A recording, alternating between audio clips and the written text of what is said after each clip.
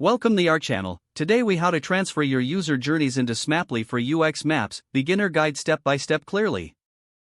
To transfer your user journeys into Smaply, first, gather all relevant user journey information. Make sure you have your user personas and their specific needs outlined. Open Smaply and create a new project. Select the option to create a journey map.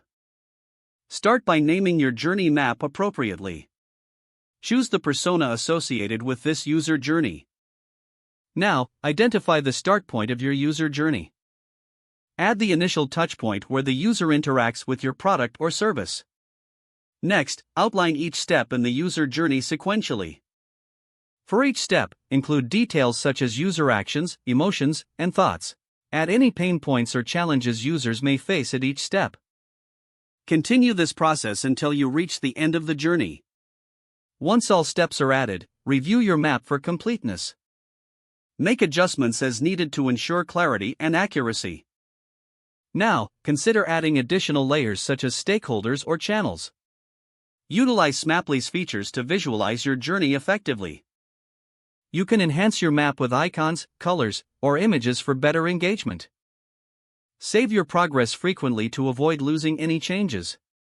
Once you're satisfied with your journey map, explore options to share it with your team.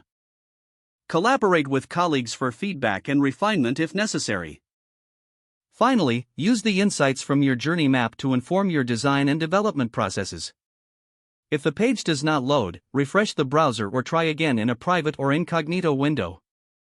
Make sure you are using the correct email address, then retype it carefully to avoid small typos. If your password is not accepted, use the reset option and create a new strong password you can remember. Check your spam folder for verification or security emails, then complete any requested confirmation steps.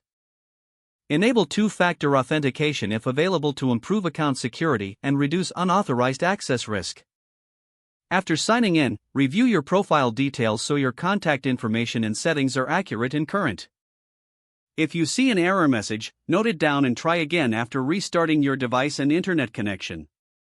Don't forget to like this video and subscribe to our channel for more step-by-step tech guides.